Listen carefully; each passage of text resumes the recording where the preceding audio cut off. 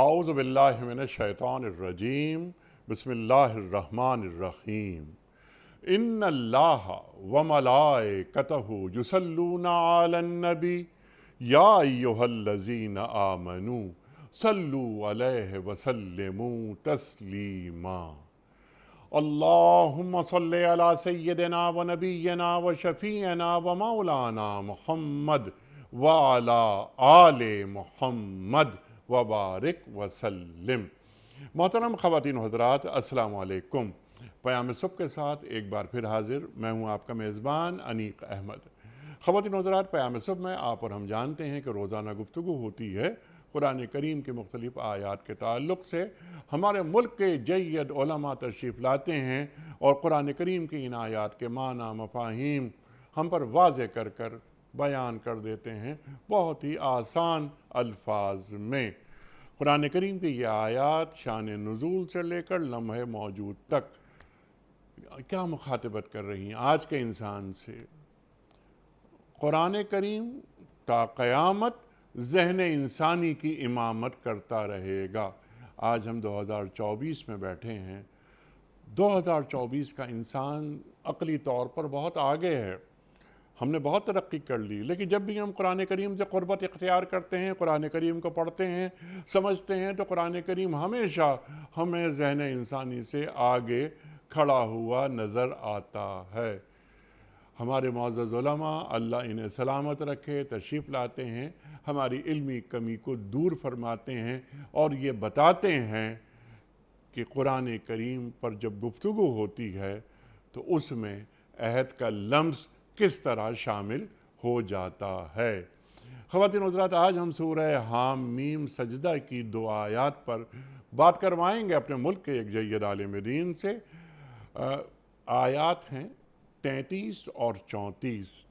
اللہ تعالیٰ بات فرما رہا ہے، اللہ اکبر۔ دین پیش کرنے والے کا مقام، اس کا انداز کیا ہونا چاہیے۔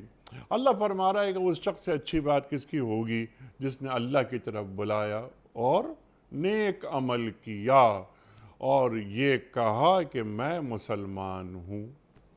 اللہ کی طرف بلا رہا ہے، وہ اپنے کسی مسلک یا اپنے کسی فرقے کی طرف نہیں بلا رہا۔ اللہ اکبر۔ اس شخص کی بات سے اچھی بات کس کی ہوگی جس نے اللہ کی طرف بلایا۔ اللہ کی طرف بلا لینا ہی کافی نہیں، پھر نیک عمل کیا۔ صاحب کردار، قول اور فعل میں کوئی تضاد نہ ہو۔ یا ایھا الذین آمنوا لما تقولون ما لا تفعلون کبر مقتا عند اللہ ان تقولوا ما لا تفعلون۔ اللہ اکبر۔ اے ایمان والو، وہ بات کیوں کہتے ہو جس پر تم خود عمل نہیں کرتے۔ اللہ کو یہ بات بڑی ناگوار گزرتی ہے۔ اللہ فرما رہا ہے اور یہ فرماتا ہے یہ دین پیش کرنے والا کہ میں مسلمان ہوں۔ اب سوال ہم یہ بھی رکھیں گے اپنے معزز مہمان کی خدمت میں، یہاں مسلمان کہا جا رہا ہے تو مسلمان میں اور اہل ایمان یعنی یا ایھا الذین آمنوا کے حوالے سے 89 آیات موجود ہیں، تو یہاں مسلمان خاص طور پر یہ لفظ آیا ہے۔ تو یہ کیوں اللہ تعالیٰ بیان فرما رہا ہے؟ 2-4 جگہ قرآن کریم میں اور بھی یہ مسلمان کا لفظ آیا ہے، اس پر بھی ہمارے معزز مہمان بات کریں گے۔ پھر بات ہو رہی ہے، مخاطبت ہو رہی ہے براہ راست سرکار دو عالم صلی اللہ علیہ وآلہ وسلم سے کہ اے میرے محبوب، بدی اور نیکی دونوں یکساں نہیں ہوتی۔ آپ بدی کو نیکی سے دفع کیجیے، اس نیکی سے جو بہترین ہو، یہ عام نیکی نہیں بلکہ وہ نیکی جو بہترین ہو۔ اور آپ یہ دیکھیں گے کہ جس کے ساتھ آپ کی بدترین عداوت تھی وہ جگری دوست بن گیا۔ اللہ اکبر، اللہ اکبر۔ ادعو الی سبیل ربک بالحکمہ والموعظۃ الحسنہ وجادلہم باللتی ہی احسن۔ قرآن کریم قدم قدم پر ہمیں نصیحت فرماتا ہے۔ ان آیات میں اللہ کیا فرما رہا ہے، ہمارا کام کیا ہے اور ٹو ڈوز، آج کا جو داعی دین ہے اس کی ذمہ داری کیا ہے، اور کیا یہ آیات ہر مسلمان سے مخاطبت کر رہی ہیں یا دین کا پیغام پہنچانے والے، دعوت دین دینے والے امت کا کوئی ایک مخصوص حصہ ہوگا؟ یہ بھی سوال رکھیں گے ہم اپنے عہد کے ایک جید عالم دین کی خدمت میں۔ خواتین و حضرات، بہت پرانا ساتھ ہے ان سے ہمارا، 13 برس ہو گئے الحمدللہ ان سے سیکھتے ہوئے۔ پڑھاتے ہیں پنجاب یونیورسٹی میں، ڈین ہیں محترم ڈاکٹر محمد حماد لکھوی صاحب۔ ڈاکٹر صاحب بڑا ممنون، بہت شکر گزار، آپ تشریف لائے، آپ زحمت فرماتے ہیں اور ہماری علمی کمی کو دور فرما دیتے ہیں۔ ڈاکٹر صاحب کو خوش آمدید کہتے ہوئے پروگرام کا آغاز اللہ تعالیٰ کے بابرکت نام سے، سورہ حامیم سجدہ آیات 33 اور 34۔ اعوذ باللہ من الشیطان الرجیم، بسم اللہ الرحمن الرحیم۔ ومن احسن قولا ممن دعا الى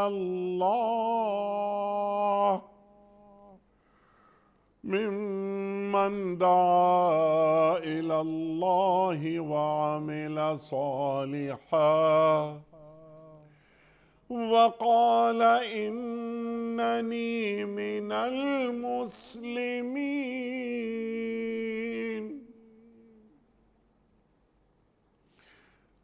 ولا تستوی الحسنة ولا السیئة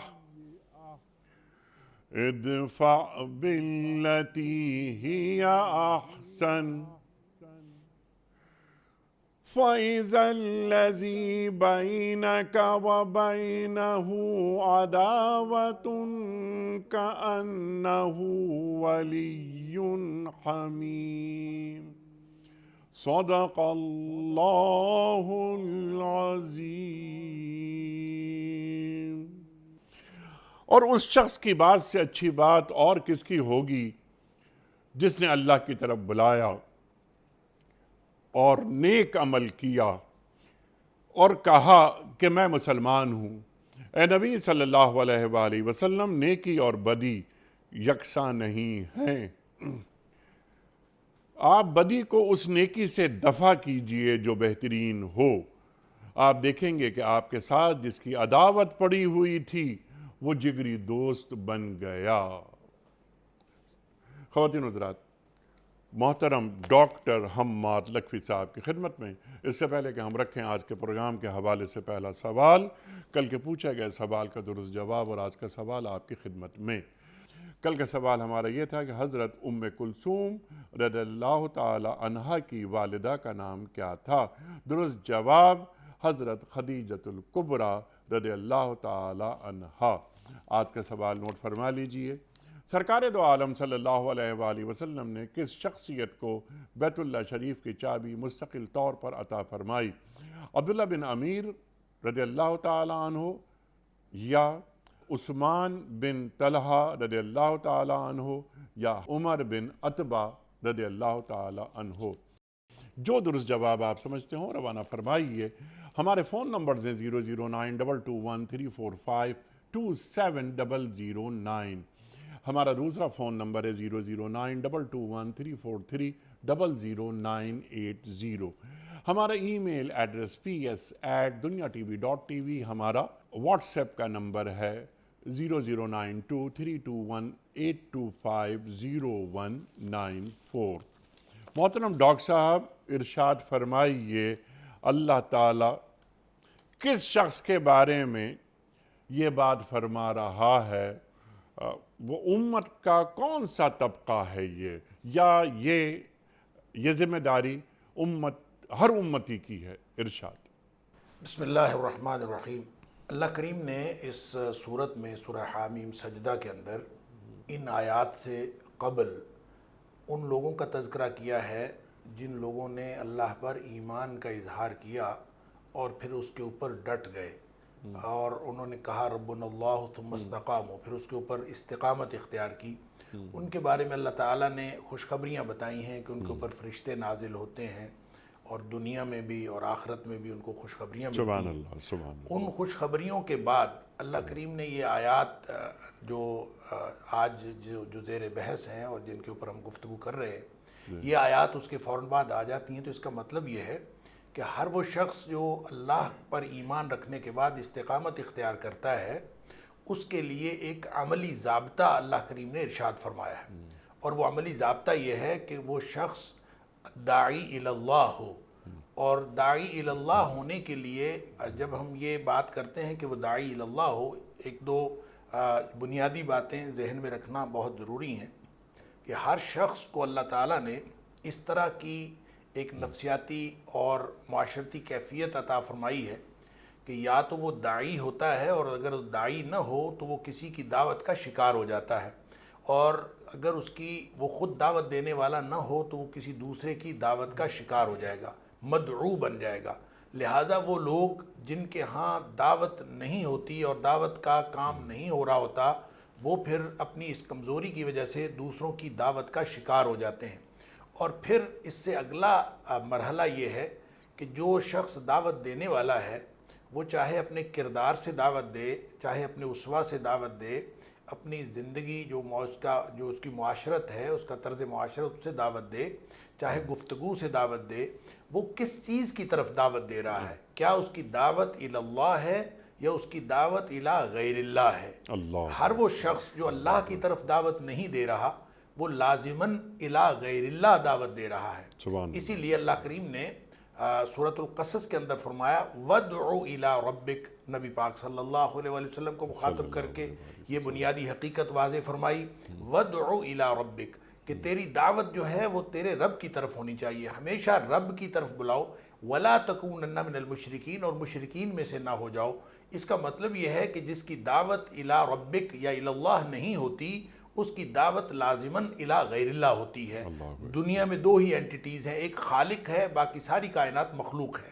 خالق جو ہے وہ اللہ ہے، اور جس کی دعوت اللہ کی طرف ہو وہ اللہ کا بندہ ہے، اور ربنا اللہ ثم استقاموا کہنے والے جنہوں نے اللہ پر ایمان کا اظہار کیا، ان کی دعوت ہمیشہ دعوت اللہ ہونی چاہیے، کبھی بھی دعوت غیر اللہ نہیں ہونی چاہیے۔ یا دوسرے لفظوں میں یوں کہہ لیجئے کہ جو شخص ایمان کے بعد استقامت اختیار کرتا ہے اور جس کے اوپر فرشتے نازل ہوتے ہیں اور دنیا آخرت کی خوشخبریاں دیتے ہیں، اس شخص کا کردار ایسا ہونا چاہیے کہ اس کو دیکھ کر اللہ یاد آ جائے، اس کو دیکھ کر لوگ جو ہیں وہ اللہ کی طرف متوجہ ہوں اور اس کی طرف انسپائر ہوں، نہ کہ وہ اللہ سے دور ہوں۔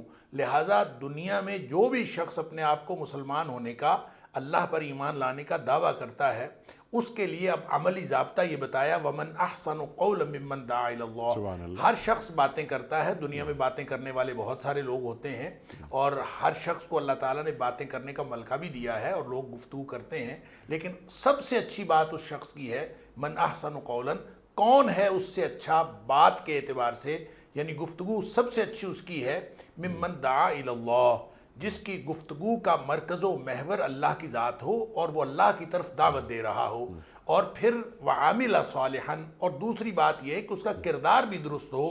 یہ دونوں باتیں، یعنی جیسے آپ نے انٹرو میں کہا کہ اس کے قول و فعل کے اندر تضاد نہ ہو، اللہ پر ایمان بھی ہو، اللہ کی طرف دعوت بھی دینے والا ہو، اور خود بھی نیک کردار رکھنے والا، صالح عمل کرنے والا ہو۔ اور صالح عمل وہ ہوتا ہے جو خالص اللہ کے لیے ہو، جس میں دو خصوصیات ہوتی ہیں، وہ صالح عمل ہوتا ہے۔ ایک خصوصیت یہ کہ وہ خالص اللہ کے لیے عمل ہو، اور دوسری خصوصیت یہ کہ وہ نبی اکرم صلی اللہ علیہ وسلم کے بتائے ہوئے طریقے کے مطابق ہو۔ یہ دو خصوصیات جس عمل کے اندر پائی جائیں وہ صالح عمل ہے۔ تو جو شخص اللہ پر ایمان کا اظہار کرتا ہے، وہ اللہ کی طرف دعوت بھی دیتا ہے، اس کا قول، اس کا کردار، اس کی بات، اس کی تقریریں، اس کی ہر چیز وہ اللہ کی طرف دعوت دینے والی بنتی ہے۔ جو شخص بھی اس سے متعلق ہوتا ہے وہ اس کو دیکھ کر اللہ کی طرف انسپائر ہوتا ہے، اور اس کے اندر انسپریشن لے کر وہ اللہ کی طرف آتا ہے، اور پھر اس شخص کا یہ استحقاق بنتا ہے وَقَالَ إِنَّنِي مِنَ الْمُسْلِمِينَ، پھر وہ یہ دعویٰ کر سکتا ہے، پھر وہ یہ اعلان کر سکتا ہے کہ اِنَّنِي مِنَ الْمُسْلِمِينَ۔ اگر یہ دو باتیں اس کے اندر موجود نہ ہوں، پہلی دو باتیں، تو تیسری بات اس کا دعویٰ اسلام جو ہے یا مسلم ہونے کا جو دعویٰ ہے وہ جھوٹا ہوگا، اگر اس کے اندر یہ دونوں باتیں نہیں۔ کیا؟ ایک تو اللہ کی طرف بلانے والی بات کہ وہ اس کی دعوت جو ہے وہ اللہ ہے اور اللہ کی طرف بلاتا ہے، اور دوسری یہ بات کہ اس کا کردار بھی اس کے مطابق ہے، صالح عمل کرتا ہے۔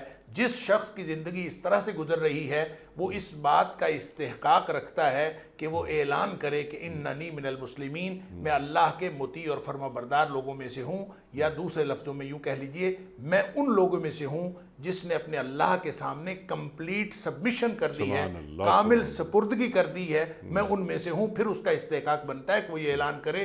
عام شخص کا یہ حق نہیں بنتا کہ وہ اس بات کا اعلان کرے۔ سبحان اللہ سبحان اللہ۔ اب ڈاکٹر صاحب یہاں 3 پوائنٹس نکل کر آئے سامنے کہ ایک حکیمانہ انداز کے ساتھ اپنے علم کو رکھتے ہوئے دین کی بات کو پہنچانا، اور کردار، دوسری بات ہے کہ کردار نیک عمل کیا جو بیان کی گئی بات قرآن کریم کی اس آیت میں، آپ نے اسے کھول بھی دیا، یعنی ایمان اور عمل صالح دونوں ساتھ ساتھ چلتے ہیں، اور وہ یہ کہہ رہا ہے کہ میں مسلمان ہوں۔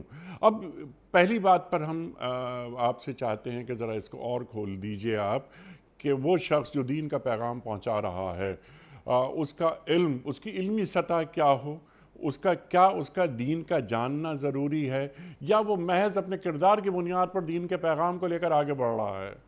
دیکھیں جی، علم جو ہے دین کا، اس کی کوئی حد نہیں ہے۔ دین کا علم حاصل کرنا بہت ضروری ہے، اور جتنا علم حاصل کیا ہے دین کا علم اتنا ہی پہنچا دینا یہی کافی ہے۔ کوئی اس کے لیے بہت اعلیٰ ڈگریز کی ضرورت نہیں ہے، بہت اسپیشلائزیشن کی ضرورت نہیں ہے۔ نبی اکرم صلی اللہ علیہ وسلم کا فرمان ہے بلغوا عنی ولو آیہ، میری طرف سے ایک آیت بھی ہو تو وہ آگے پہنچا دیجئے۔ اس کا مطلب یہ ہے کہ جس شخص کے پاس علم ہے، دیکھیں یہ ضروری نہیں ہے کہ کسی کے پاس علم مکمل ہو، لیکن یہ ضروری ہے کہ جس کے پاس جتنا علم ہے وہ اس کے اوپر عمل کرے اور وہ دوسروں تک پہنچائے۔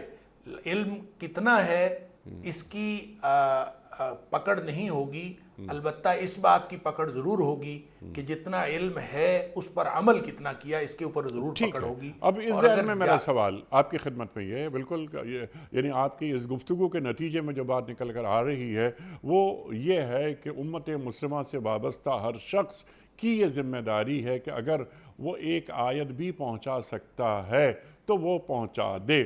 یا ایھا رسول بلغ ما انزل الیک من ربک، اللہ قرآن کریم میں بیان فرما رہا ہے، سرکار دو عالم صلی اللہ علیہ وآلہ وسلم سے مخاطبت ہو رہی ہے۔ ختم نبوت ہو گئی، کار نبوت باقی ہے، ہر فرد ہے ملت کے مقدر کا ستارہ۔ یہ ذمہ داری اجتماعی ہے اور انفرادی بھی ہے، ہر شخص کی یہ ذمہ داری ہے کہ وہ قرآن کریم کے پیغام کو حکیمانہ انداز سے آگے بڑھائے۔ لیکن میرا سوال آپ کی خدمت میں یہ ہے کہ ذمہ داری تو ہے، لیکن جس طرح ہم بار بار یہ بات کہتے ہیں کہ دین پیش کرنے والے کی گفتگو میں، اس کے تصورات میں، اس کی شخصیت میں عہد کا لفظ بھی شامل ہو کہ ایک دین پیش کرنے والا ہے، اگر وہ لمحہ موجود میں زندہ ہے، اگر وہ جانتا ہے کہ آج کے معاملات کیا ہیں اور ان معاملات کا حل دین کس طرح، کس احسن انداز سے پیش کرتا ہے، جسے ہم حکمت کہہ لیں، حکیمانہ انداز۔ میں نے انٹرو میں بھی یہی آیت پڑھی تھی، ذہن میں آ رہی ہے کہ ادعو الی سبیل ربک بالحکمہ والموعظۃ الحسنہ وجادلہم باللتی ہی احسن۔ حکمت کو اللہ پہلے رکھ رہا ہے، موعظت کو بعد میں رکھ رہا ہے۔ تو وہ حکیمانہ انداز سے واقفیت کیا ہر شخص، ہر مسلمان کو ہوتی ہے؟ کیا اس کی شخصیت اتنی مضبوط ہوتی ہے، یا اس کے لیے یعنی دین کی جو بنیادی، یعنی جس طرح میں ایک بات کر رہا ہوں اور آپ بات کر رہے ہیں، دونوں میں زمین آسمان کا فرق ہے، کیونکہ آپ ایک عالم دین ہیں، میں طالب علم ہوں، میں سیکھ رہا ہوں، لیکن میں رجوع کروں گا آپ سے، جہاں کوئی مسئلہ پیدا ہوا میں آپ سے پوچھوں گا۔ تو کیا دین پیش کرنے کے لیے آدمی کا منتخب ہونا ضروری نہیں کہ آؤ آج اگر اکنامکس کی بات پوچھنی ہے، اگر آج گورننس کی بات پوچھنی ہے، اگر آج سوشل ایشوز کی بات پوچھنی ہو تو قرآن کی طرف رجوع کرو؟ تو کیا ہر شخص آج کے مسائل کا حل دین کی روشنی میں عطا کر سکتا ہے؟ دیکھیں عطا کر سکتا ہے یا نہیں، لیکن عطا کرنا چاہیے، یہ بات درست ہے کہ اللہ کریم نے قرآن کا علم حاصل کرنا یہ ہم سب کے اوپر فرض کیا ہے۔ نبی اکرم صلی اللہ علیہ صلی اللہ وسلم کا علیہ یہ جو وسلم۔ فرمان ہے طلب العلم فریضۃ علی کل مسلم، کہ علم حاصل کرنا، العلم حاصل کرنا ہر مسلمان کے اوپر فرض ہے، مرد و عورت کے اوپر۔ اور وہ جو العلم ہے وہ کس چیز کا نام ہے؟ وہ اس چیز کا نام ہے کہ ایک دنیا میں ایک وہ علم ہے جو خواہشات نفس پر مبنی نظام تعلیم ہے، کہ انسان اپنی زندگی کو، اپنا لیونگ سٹینڈرڈ ہے اس کو بہتر کر لے، اپنی زندگی کا انداز زندگی بہتر کر لے۔ اس کے لیے جو ایک نظام تعلیم بنا وہ خواہشات نفس پر مبنی نظام تعلیم ہے، اور دوسرا وہ نظام تعلیم ہے جو العلم ہے، جو وحی پر مبنی نظام تعلیم ہے۔ لہٰذا وہ تو فرض ہے کہ آپ وہ علم حاصل کریں جو اللہ کریم نے نازل کیا ہے، قرآن کا علم اور صاحب قرآن کی سیرت کا علم۔ یہ اگر آپ حاصل کر لیں گے تو یہ ہر شخص پر فرض ہے، چاہے وہ کسی بھی فیلڈ میں جانے والا ہو، وہ ڈاکٹر بنے، وہ انجینئر بنے، وہ پروفیسر بنے، وہ اکانومسٹ بنے، وہ سوشل سائنٹسٹ بنے، وہ کسی بھی فیلڈ کا اسپیشلائزڈ ہو، لیکن یہ بنیادی تعلیم جو قرآن کی، جس کے بارے میں آپ نے اشارہ فرمایا، یہ فرض ہے، یہ اللہ کریم نے فرض کیا ہے۔ نبی اکرم صلی اللہ علیہ وسلم اس کی وضاحت فرما دی۔ اگر کوئی شخص مسلمان ہے اور اس کے پاس یہ نیوکلیس نالج نہیں ہے کتاب و سنت کا، اللہ کے قرآن کا اور صاحب قرآن کی سیرت کا، اگر اس کے پاس یہ علم نہیں ہے تو پھر وہ ساری دنیا کی تعلیم بھی حاصل کر لے تو اس سے بڑا جاہل کوئی نہیں ہے۔ عالم وہ ہوگا جس کی بنیاد میں کتاب و سنت کا علم موجود ہے، پھر وہ اسپیشلائزیشن کرتا پھرے، پھر اس کے اندر وہ صلاحیت پیدا ہوگی جو آپ نے بات کی کہ وہ اس کے اندر عہد کا لمس ہو اور وہ زمانے کی نبض پر ہاتھ رکھ کے بات کرے۔ نبی اکرم صلی اللہ علیہ وسلم اس دنیا سے تشریف لے گئے، آپ نے فرمایا ختم نبوت ہو چکا، کار نبوت باقی ہے۔ ختم نبوت کا مطلب یہ ہے کہ نبی اکرم صلی اللہ علیہ وسلم کے بعد اب قیامت تک کوئی نبی نہیں آنا، وہ ذمہ داری اب امتیوں پہ ہے، اور امتیوں نے کیا کرنا ہے؟ وہی کام کرنے ہیں جو انبیاء نے کیے۔ اور نبی اکرم صلی اللہ علیہ وسلم کے بارے میں اور تمام انبیاء کے بارے میں اللہ تعالیٰ قرآن میں فرماتا ہے وَمَا أَرْسَلْنَا مِن رَسُولٍ إِلَّا بِلِسَانِ قَوْمِهِ، اللہ نے ہر شخص، ہر رسول کو اس قوم کی زبان کے اندر اس کو ارسال فرمایا ہے اور اللہ تعالیٰ نے مبعوث فرمایا ہے، تاکہ وہ معاشرے کی زبان کو سمجھتے ہوں، معاشرے کی زبان میں بات کرتے ہوں، معاشرے کی نبض کے اوپر ان کا ہاتھ ہو۔ اور نبی اکرم صلی اللہ علیہ وسلم کا فرمان ہے انزل الناس منازلہم، لوگوں کے ساتھ بات کیا کرو ان کے مقام و مرتبے کے مطابق۔ اسی طرح عربی کا ایک مقولہ ہے کلم الناس علی قدر مقولہم، کہ قدر عقولہم، کہ لوگوں کی عقل، جو عقل کا معیار ہے اس کے مطابق بات کرو۔ یہ ساری چیزیں یہ بتاتی ہیں کہ جہاں ہمارے پاس دنیاوی علوم و فنون کی اسپیشلائزڈ نالج کی ضرورت ہے، جہاں ہمیں اس اسپیشلائزیشن کی ضرورت ہے، وہاں ہمیں کتاب و سنت کے اس نیوکلیس نالج کی ضرورت ہے۔ جب یہ دونوں ملیں گے تو پھر آپ لوگوں کو مسائل بھی بتا سکیں گے۔ ایک اکانومسٹ اگر وہ صرف اکنامکس کی بات سمجھتا ہے، اس کو کتاب و سنت کا کچھ پتہ نہیں ہے، وہ اللہ کے قرآن کو نہیں جانتا، وہ نبی پاک صلی اللہ علیہ وسلم کے کردار کو اور آپ کی سیرت کو نہیں جانتا، وہ آپ کو اکنامکس تو بیان کر دے گا لیکن انسانوں کے مسائل کبھی حل کرنے میں وہ کامیاب نہیں ہو سکتا۔ لہٰذا دنیا میں جتنے بھی علوم ہیں ان کی بنیادیں آپ کو کتاب و سنت میں ملیں گی۔ یہ علم لے کے جب کوئی شخص اٹھے گا تو پھر وہ اس قابل ہوگا کہ وہ دنیا کے مسائل حل کر سکے۔ جس فیلڈ کا وہ اسپیشلائزڈ ہوگا اس فیلڈ میں کتاب و سنت سے رہنمائی لے کر وہ لوگوں کی رہنمائی کرنے کے قابل ہوگا۔ سبحان اللہ، سبحان اللہ، سبحان اللہ، سبحان اللہ۔ جو بھی علم وہ حاصل کرے گا اس کی بنیاد میں توحید شامل ہے یا نہیں؟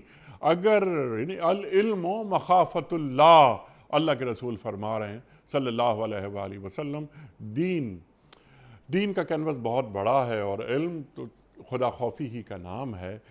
تو کیا اچھی بات آپ نے فرمائی کہ جس فیلڈ کا وہ ماہر ہے وہ قرآن و سنت سے اصول تلاش کرتے ہوئے اپنی فیلڈ کو، اپنے علم کو دین کا خادم بنا دے، اپنے علم کے ذریعے لوگوں کو بتائے کہ اللہ تک کیسے پہنچا جاتا ہے۔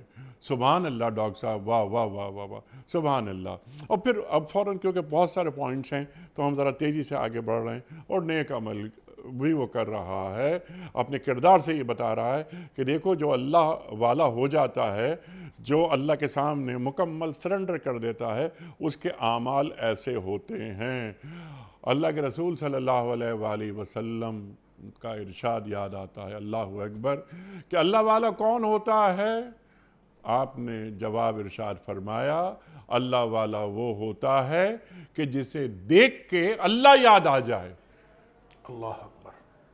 اچھا، اب ڈاکٹر صاحب کیونکہ اب آگے بڑھتے ہیں، ایک ایک موضوع، کیونکہ قرآنی موضوع تو اللہ اکبر کتنا بڑا موضوع ہوتا ہے ہر موضوع، اور اس نے کیا کہا، اننی من المسلمین کی بات ہو رہی تھی، تو یہاں پر اپنے آپ کو مسلمان، قرآن کریم یا ایھا الذین آمنوا یا ایھا الذین آمنوا یا ایھا الذین آمنوا بار بار فرماتا ہے، تو یہ یہاں پر اپنے آپ کو مسلمان کی حیثیت سے وہ پیش کرتا ہے، یعنی داعی دین ارشاد۔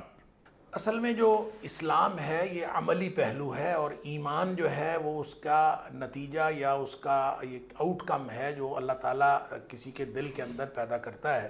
اور جب کوئی شخص اسلام کا مظاہرہ کرتا ہے اور اسلام کے اوپر کاربند رہتا ہے تو اس کے دل میں نور ایمان پیدا ہو جاتا ہے۔ اور اللہ تعالیٰ نے اس کی وضاحت، ویسے تو اسلام اور ایمان عام طور پہ مترادفات استعمال ہوتے ہیں، لیکن اللہ کریم نے سورہ حجرات کے اندر اس کی وضاحت فرمائی ہے کہ کچھ اعراب جو تھے دیہاتی، انہوں نے کہا تھا کہ آمنا، ہم مومن ہو گئے، تو اللہ تعالیٰ نے فرمایا کہ وَلَٰكِنْ قُولُوا أَسْلَمْنَا قُلْ لَمْ تُؤْمِنُوا وَلَٰكِنْ قُولُوا أَسْلَمْنَا۔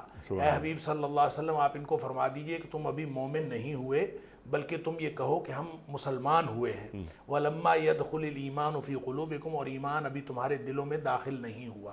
اس سے جو بات سمجھ میں آتی ہے وہ یہ کہ اسلام عملی پہلو ہے، اور جب انسان اسلام کے اوپر عمل کرتا ہے تو وہ جیسے جیسے عمل کرتا جاتا ہے اس کے دل کے اندر نور ایمان پیدا ہوتا چلا جاتا ہے اور ایمان آتا چلا جاتا ہے۔ اور ایمان وہ دعویٰ ہے جو انسان کر لیتا ہے تو اس کے بعد جو عملی تقاضا اس کے اوپر لاگو ہوتا ہے، جو اس کا عملی پہلو ہے، وہ اسلام ہی ہے۔ اور اسلام کا معنی اپنے آپ کو سپرد کر دینا بھی ہوتا ہے۔ اسلم یسلم، و اسلام اسی سے مسلم ہے کہ اپنے آپ کو سپرد کر دینا۔ لہٰذا میں نے اس کا ترجمہ کرتے وقت جب میں نے ابتدائی گفتگو کی تو میں نے کہا وقال اننی من المسلمین، وہ پھر اعلان کرے کہ میں نے اپنے آپ کو کامل سپرد کر دیا اللہ تعالیٰ کے۔ یہ جو جزوی سپردگی ہے اللہ کو وہ پسند نہیں ہے، نہ اللہ کو سیزنل مسلمان پسند ہے، موسمی مسلمان، نہ ہی اللہ تعالیٰ کو جزوی مسلمان پسند ہے، اللہ تعالیٰ کو کامل مسلمان پسند ہے۔ جیسے اللہ کریم نے فرمایا یا ایھا الذین آمنوا ادخلوا فی السلم کافہ، یا ایھا الذین آمنوا ادخلوا فی السلم کافہ، اے ایمان کا دعویٰ کرنے والو اسلام کے اندر پورے کے پورے داخل ہو جاؤ۔ یہ مکمل پیکج ہے، کامل سپرد کر دینا ہے اور عملی طور پر اس پورے پیکج کو لے لینا ہے، اس کے اوپر کاربند ہو جانا ہے، اور اس کے اندر پک اینڈ چوز کوئی نہیں ہے اسلام لانے کے بعد۔ لہٰذا وقال اننی من المسلمین وہی کہہ سکتا ہے جو اسلام کے اندر پورے کا پورا داخل ہو اور وہ اپنے آپ کو عملی طور پر اس ضابطے کا پابند بنائے، گویا کامل طور پر اپنے آپ کو اپنے اللہ کے سپرد کر دے۔ لہٰذا یہ وہ عملی ضابطہ ہے، اس عملی ضابطے پر کاربند ہونے کا دعویٰ جو ہے وہ قال اننی من المسلمین کا اعلان ہے۔ سبحان اللہ، سبحان اللہ، سبحان اللہ، سبحان اللہ۔ اچھا ڈاکٹر صاحب، اب مخاطبت ہو رہی ہے اللہ کے رسول صلی اللہ علیہ وآلہ وسلم سے، اے نبی صلی اللہ علیہ وآلہ وسلم، نیکی اور بدی دونوں یکساں نہیں ہو سکتے، دونوں برابر کیسے ہو سکتے ہیں نیکی اور بدی؟ آپ بدی کو نیکی سے دفع کر دیجئے، اللہ اکبر، اللہ اکبر۔ اور نیکی بھی وہ جو کہ بہترین ہو۔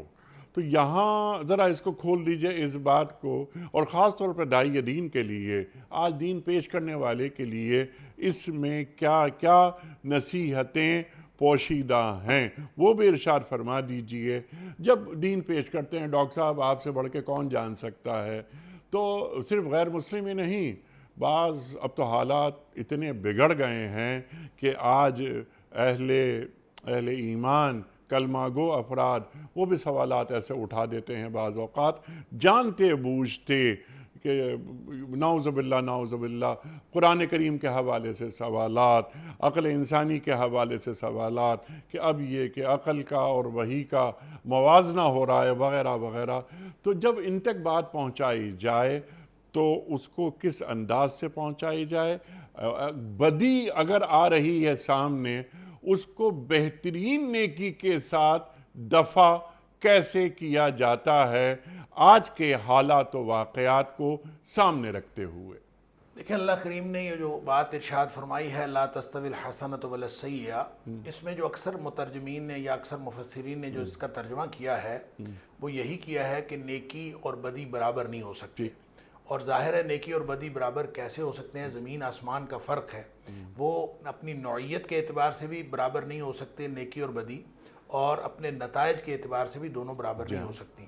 لیکن اس میں اور اس کے بڑی تفصیلات ہیں، اور نیکی کی الگ تفصیلات ہیں، بدی کی الگ تفصیلات ہیں، لیکن اس کا ترجمہ اگر اس کو اس طرح سے دیکھا جائے کہ یہ جب ترجمہ کیا جاتا ہے کہ نیکی اور بدی برابر نہیں ہو سکتے، تو یہ دراصل جو سیئہ سے پہلے ولا ہے اس لا کو محذوف کر کے اور اس کو زائد سمجھ کے پھر ترجمہ کیا جاتا ہے۔ گویا ترجمہ اس بات کا کیا جاتا ہے کہ لا تستوی الحسنۃ والسیئۃ، کہ نیکی اور بدی برابر نہیں ہو سکتے، حالانکہ اس کے بعد ولا ہے کہ جب ولا آتا ہے تو اس کا ترجمہ یوں ہوگا نہ نیکی برابر ہو سکتی ہے اور نہ ہی برائی برابر ہو سکتی ہے۔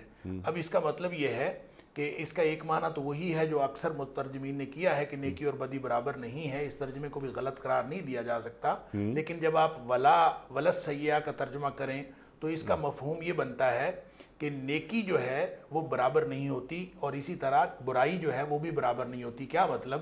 نیکی کے بھی درجے ہوتے ہیں اور برائی کے بھی درجے ہوتے ہیں۔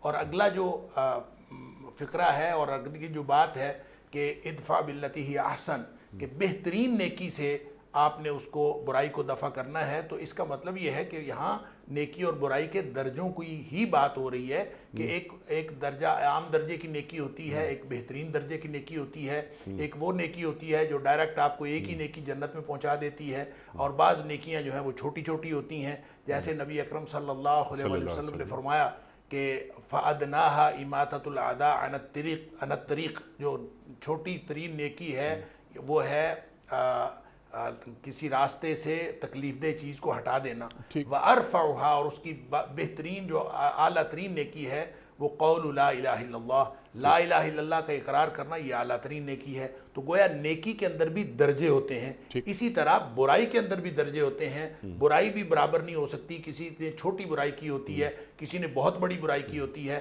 کوئی چھوٹے درجے کا کفری عمل کرتا ہے، کوئی بہت بڑا کافر ہو جاتا ہے اور بہت بڑے برے اعمال کر کے اللہ اور اس کے رسول صلی اللہ علیہ وسلم کی نافرمانی کر کے وہ دین سے نکل جاتا ہے۔ لہٰذا یہ دونوں باتیں جو ہیں، نیکی کی اپنی نوعیت ہے، برائی کی اپنی نوعیت ہے۔ پھر فرمایا ادفع باللتی ہی احسن، جب آپ نیکی کرو لوگوں کے ساتھ اور برائی کا جو مقابلہ کرو تو برائی کا مقابلہ عام نیکی سے نہیں کرنا، کسی چھوٹی نیکی سے نہیں کرنا، بلکہ اعلیٰ درجے کی نیکی سے کرنا ہے، جو بہترین نیکی ہو، جو بہترین سے بہترین کام کیا جا سکتا ہے نیکی کا، وہ آپ کریں۔ اس سے جو ہے وہ نیکی بھی، وہ برائی بھی ختم ہوگی، برائی کے اثرات بھی ختم ہوں گے، اور برائی کے اثرات اس طرح سے ختم ہوں گے کہ جس کے درمیان اور آپ کے درمیان دشمنی ہوگی وہ آپ کے ساتھ جگری دوست بن جائے گا۔ یہ برائی کے اثرات اور طرح کے ہوتے ہیں اور نیکی کے اثرات اور طرح کے ہوتے ہیں، اور اگر نیکی کی جائے اور پھر کی بھی جائے اعلیٰ درجے کی تو اس سے یہ نتائج برآمد ہوتے ہیں کہ دنیا میں نفرتیں ختم ہوتی ہیں، محبتیں تقسیم ہوتی ہیں، اور ان محبتوں کی وجہ سے جو معاشرہ ہے وہ امن کا اور دوستی کا گہوارہ بن جاتا ہے۔ سبحان اللہ، سبحان اللہ۔ اب اس سے ڈائریکٹ سوال ایک نکل کر یہ آتا ہے، آپ کی تمام باتوں سے اتفاق کرتے ہوئے، کہ نیکی کی بھی کے بھی درجات ہوتے ہیں، بدی کے بھی درجات ہوتے ہیں، لیکن یہاں پر مجموعی طور پر ایک داعی دین کے لیے جو سبق یہ آیت دے رہی ہے، سمپل بات یہ کہ جب ایک داعی دین اللہ کا پیغام پیش کرنے کے لیے میدان عمل میں آتا ہے تو قدم قدم پر اسے مشکلات کا سامنا کرنا پڑتا ہے، اور یہ مشکلات بدی کی شکل اختیار کر لیتی ہیں، روکا جاتا ہے، تکالیف پہنچائی جاتی ہیں۔ اور یہ تو قرن اولیٰ کی بات جو ہم پڑھتے ہیں، اللہ اکبر، تو ہمیں بلال حبشی یاد آ رہے ہیں، ہمیں عمار یاسر یاد آ رہے ہیں، اللہ اکبر۔ آج بھی ڈاکٹر صاحب آپ دین کی بات کریں، نیکی کا پیغام دیں اور بہت حسین انداز سے دیں، تب بھی لوگ روڑے اٹکاتے ہیں۔ تو ایسے میں جو داعی دین کو درپیش آنے والی بدیاں ہیں وہ کس کس انداز میں ظاہر ہوتی ہیں، اور ایک داعی دین کو، دین پیش کرنے والے کو، اس کا مقابلہ کس کس طرح کرنا ہے اور اس کے لیے کس صلاحیت کا ہونا اس میں ضروری ہے۔ دیکھیں جی، داعی دین سے ایک انتہائی اعلیٰ کردار کی توقع کی جاتی ہے کہ جو داعی ہوتا ہے اس کا کردار عام لوگوں جیسا نہیں ہوتا۔ اس کی وجہ یہ ہے کہ اس نے دین پیش کرنا ہوتا ہے، اور دین پیش کرنے والے کا دامن جو ہے وہ بالکل سفید ہونا چاہیے، اور جس کا دامن سفید ہوتا ہے اس کے اوپر چھوٹا سا لگا ہوا داغ بھی بہت بڑا محسوس ہوتا ہے اور نمایاں محسوس ہوتا ہے۔ لہٰذا جو داعی ہوگا اس کو کبھی بھی اپنی چھوٹی چھوٹی باتوں میں بھی بہت احتیاط کی ضرورت ہوگی۔ وہ ساری باتیں جو عام لوگوں کے لیے جائز ہوں گی وہ داعی کے لیے ناجائز ہو جاتی ہیں، کیونکہ داعی نے بہت اعلیٰ کردار پیش کرنا ہوتا ہے۔ عام آدمی کی ایک چھوٹی نیکی بھی کارگر ثابت ہو سکتی ہے، لیکن جو داعی سے توقع رکھی جاتی ہے وہ اعلیٰ کردار کی بھی رکھی جاتی ہے اور لوگوں کے ساتھ اعلیٰ درجے کے سلوک کی بھی رکھی جاتی ہے۔ یعنی وہ یہ نہیں کر سکتا کہ جو لوگ عام طور پر چھوٹی چھوٹی نیکیاں کر کے ہو سکتا ہے کامیاب ہو جائیں، اللہ تعالیٰ نے جو انسانوں کا امتحان لینا ہے اور جس کا ہمیں مکلف بنایا ہے، جس کے بارے میں قرآن کہتا ہے لا یکلف اللہ نفسا الا وسعها، ہر شخص کو اس کی استطاعت کے مطابق اس کا مکلف ٹھہرایا ہے۔ اور جو داعی ہوتا ہے وہ بہت اعلیٰ درجے کا، وہ انبیاء کا وارث ہوتا ہے، اور جب وہ انبیاء کا وارث ہوتا ہے تو اس سے جتنے لوگ وہ کہتے ہیں جن کے رتبے ہیں سوا، ان کی سوا مشکل ہے، جن کی اللہ تعالیٰ نے زیادہ بڑی ذمہ داریاں رکھی ہوتی ہیں، ان سے اتنے بڑے کردار کا تقاضا کیا جاتا ہے۔ لہٰذا داعی کے اندر وہ ساری صفات موجود ہونی چاہیے جو ایک کامل انسان کے اندر ہوتی ہیں، اور اس کا دامن ہمیشہ صاف رہنا چاہیے، اور جو عام لوگ ہیں ان کے ساتھ اس کو کمپیئر نہیں، اس کو چاہیے داعی کو کہ وہ عام لوگوں کے ساتھ خود کو کمپیئر نہ کرے، وہ اپنے آپ کو انبیاء کا وارث سمجھ کر وہ اپنے اندر وہ اعلیٰ صفات رکھے جن صفات کا تقاضا ایک داعی کے لیے ضروری ہے اور اس داعی سے تقاضا کیا جاتا ہے۔ اس سے وہ نتیجہ نکلتا ہے کہ جو بہترین نیکی ہے، احسن ادفع باللتی ہی احسن، اس کو چاہیے کہ وہ بہترین نیکی کرے۔ اگر کوئی شخص اس کے ساتھ برائی کرتا ہے، آپ نے بڑا اچھا انٹرپریٹ کیا کہ اس کے راستے میں آنے والی جو مشکلات ہیں، جو برائیاں ہیں، وہ کس کس قسم کی ہیں۔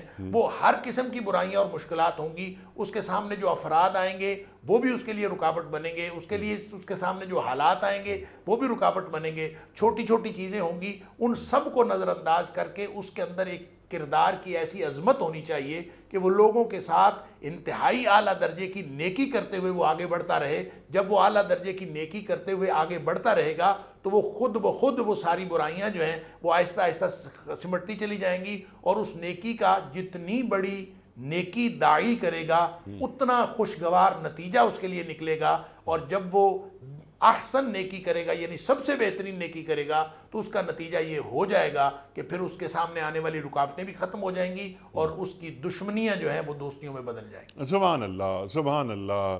ڈاکٹر صاحب، اس سے پہلے کہ میں آپ کی خدمت میں یہ سوال رکھوں کہ آج لمحہ موجود میں ایک داعی دین کو درپیش آنے والی مشکلات، جو بدیاں، رکاوٹیں کیا کیا ہیں اور اس کا حل کیا ہے، اس سے قبل ایک چھوٹا سا سوال آپ کی خدمت میں، کیا ایک داعی دین کو غصہ آ سکتا ہے؟ بالکل آ سکتا ہے، اور نہیں، دین پیش کرتے ہوئے، یا کوئی بدی سامنے آئی، کوئی سوال آ گیا، جان بوجھ کر اریٹیٹ کرنے کے لیے ایک سوال آیا، یا کوئی ایک بدتمیزی کی حد تک آ گیا، تو اس کو اگر مسکرا کر جواب دینا، تحمل اور بردباری جو ہے یہ اعلیٰ کردار کا خاصہ ہے۔ اور نبی اکرم صلی اللہ علیہ وسلم کے سامنے بھی لوگوں نے بہت بری بری باتیں کیں، لیکن نبی پاک صلی اللہ علیہ وسلم جو ہے وہ ذاتی اعتبار سے کبھی غصے میں نہیں آئے۔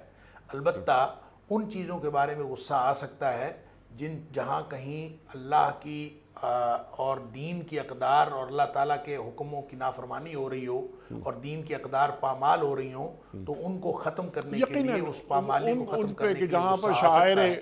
جہاں شاعر دینی کا مذاق اڑایا جا رہا ہو، غصے में वहाँ आना गुस्सा आ चाहिए। सकता लेकिन है। यहाँ पर बिल्कुल दाई ठीक दीन की बात हो रही है, दीन पेश कर रहा है एक आदमी, और जो और दीन उसको पेश कर रहा है, जी जी मैं अर्ज कर रहा हूँ, जो दीन पेश कर रहा है उसकी ज़ाती किरदार के हवाले से कोई शख्स जितना मर्जी गुस्सा करे, उसको उसके सामने जिस तरह का इरिटेटिंग सवाल रख दे उसको मुस्कुरा के ही जवाब देना चाहिए, और जो उसका जो तहम्मुल और बुर्दबारी है वो उसके किरदार का, मैंने अर्ज़ किया, खासा होना चाहिए और कभी भी उसको इरिटेट नहीं होना चाहिए। अगर दाई दीन इरिटेट हो जाएगा तो फिर लोग जो हैं वो किससे पूछेंगे, किससे बात करेंगे। लिहाजा दाई जो है उसको तो एक आला किरदार का नमूना होना चाहिए, और वो नबी करीम सल्लल्लाहु अलैहि वसल्लम की सुन्नत को मलहूज़ रखते हुए वो लोगों के साथ हमेशा खुशखुल्की से, और ये जो अहसन है, अहसन की डेफिनेशन के अंदर ये सारी चीज़ें आ जाती हैं कि जिस चीज़ को मुआशरे के अंदर सबसे बेहतरीन कदर समझा जाता है उसके अखलाक का वो हिस्सा होना चाहिए।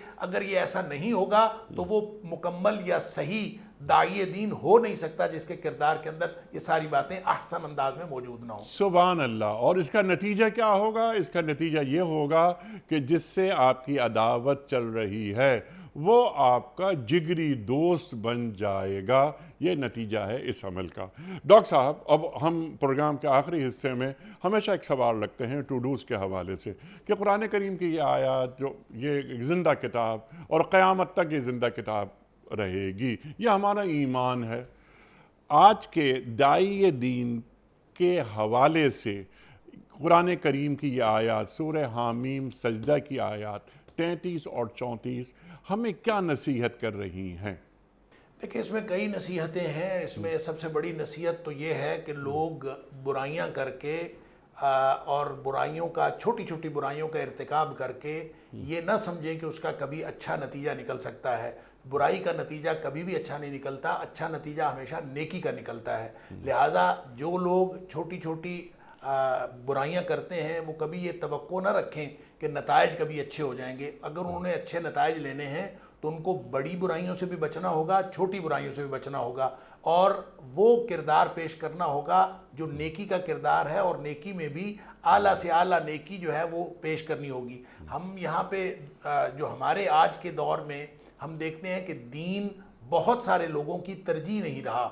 जब दीन तरजीह नहीं रहा तो वो फिर अपनी मर्ज़ी की ज़िंदगी गुजारते हैं। अपनी मर्ज़ी की ज़िंदगी गुजारते हुए अल्लाह की मर्ज़ी को, अल्लाह के हुक्म को, नबी अकरम सल्लल्लाहु अलैहि वसल्लम के अहकाम को पसे पुष्ट डालते हैं, और फिर इसके बावजूद समझते हैं कि नताइज अच्छे निकलें। हर मामले में अल्लाह और उसके रसूल सल्लल्लाहु अलैहि वसल्लम की या बेशतर मामलात में उनकी हुक्म की मुखालफत की जाती है, उनकी खिलाफ वर्जी की जाती है। लेकिन फिर हम कभी कभार जो नमाज पढ़ लेते हैं, या कभी कभार दुआ कर लेते हैं, या कभी कभार किसी से कोई हुस्न सलूक कर लेते हैं कि खिदमत खल्क का कोई अमल कर लेते हैं, तो हमारा ख्याल ये है कि नताइज हमारी मर्ज़ी के निकलने चाहिए। दुनिया में नताइज हमारी मर्ज़ी के उसी वक्त निकल सकते हैं जब हम अपने आप को बुराइयों से बचाकर नेकियों वाली ज़िंदगी में लगा दें, तो अच्छे नताइज निकल सकते हैं। वो कहते हैं कि भूल कर हकीकत को ढूंढना शराबों, वो कहते हैं कि शहर के बाशिंदे नफ़रतों को बोकर भी इंतज़ार करते हैं फसल हो मोहब्बत की।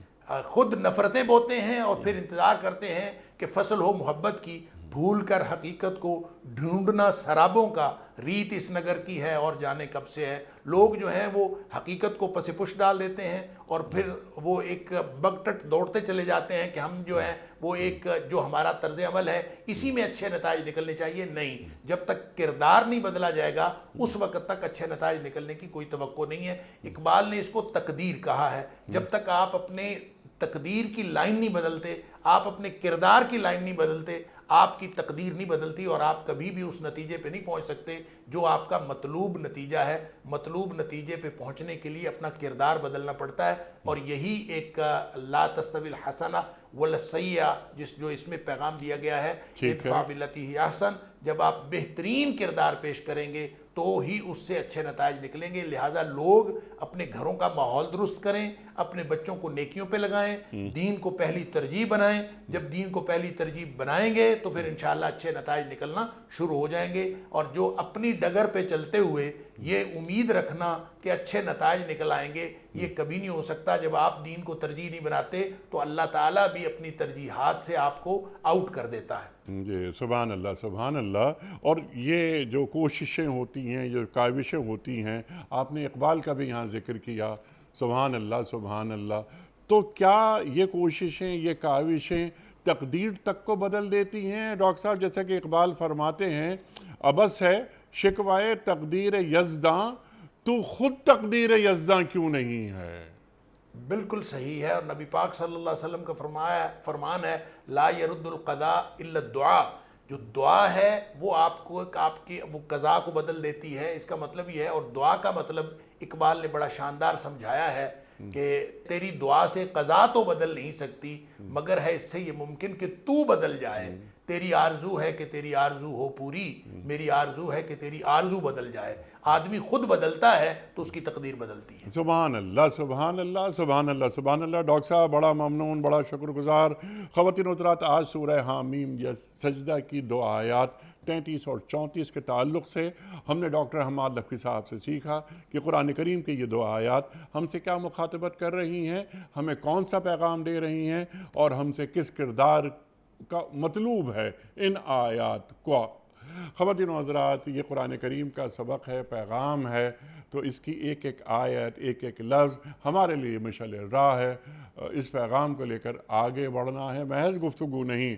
ڈاکٹر صاحب نے جو باتیں ہمیں سمجھائیں اور جو دین کا پیغام ہمیں دیا، ان آیات کے معنی اور مفاہیم ہمیں بتائے، یہ عمل کا تقاضا کرتی ہیں، تو ہمیں عمل کرتے ہوئے آگے بڑھنا ہے۔ بدی اور نیکی دونوں برابر نہیں ہو سکتی۔ نیکی کا عمل بس جاری رہے گا، نیکی کے بیج بوتے جائیں، اور اس کی جب فصل کاشت ہوتی ہے اور جب لہلہاتی فصل سامنے آتی ہے تو بڑا سکون ملتا ہے کہ یہ ان نیکیوں کا اجر ہے جن کے بیج ہم نے بوئے تھے۔ ڈاکٹر صاحب، میں آپ کا بڑا ممنون، بڑا شکر گزار، آپ تشریف لائے۔ خواتین و حضرات، کوئز کل کا سوال ہمارا یہ تھا کہ حضرت ام کلثوم رضی اللہ تعالی عنہ کی والدہ کا کیا نام تھا؟ درست جواب ہے حضرت خدیجۃ الکبریٰ رضی اللہ تعالی عنہا۔ آج کا سوال نوٹ فرما لیجئے۔ سرکار دو عالم صلی اللہ علیہ وآلہ وسلم نے کس شخصیت کو بیت اللہ شریف کی چابی مستقل طور پر عطا فرمائی؟ عبداللہ بن امیر رضی اللہ تعالی عنہ، یا عثمان بن طلحہ رضی اللہ تعالی عنہ، یا عمر بن عتبہ رضی اللہ تعالی عنہ؟ جو درست جواب آپ سمجھتے ہوں روانہ فرمائیے۔ ہمارے فون نمبرز ہیں 0092234527009۔ ہمارا دوسرا فون نمبر ہے 0092234300980۔ ہمارا ای میل ایڈریس ps@duniatv.tv، اور ہمارا واٹس ایپ کا نمبر ہے 009232182509194۔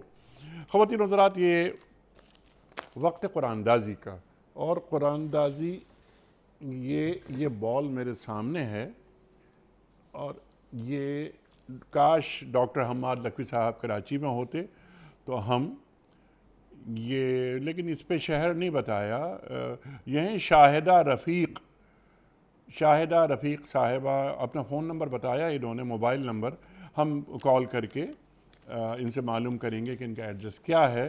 بہرحال محترمہ شاہدہ رفیق صاحبہ کی خدمت میں دنیا ٹی وی کی جانب سے دینی کتب پر مشتمل گفٹ ہیمپر فون کر کے ان سے ایڈریس لے کر اس پتے پر روانہ کیا جا رہا ہے۔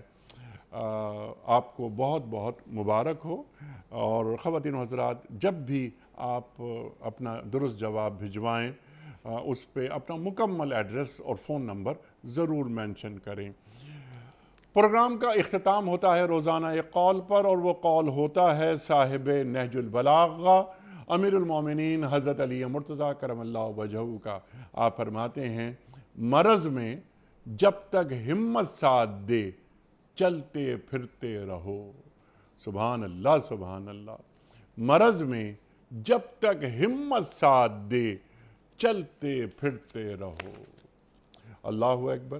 اپنے میزبان انیق احمد کو کل تک کے لیے اجازت دیجیے۔ خدا حافظ۔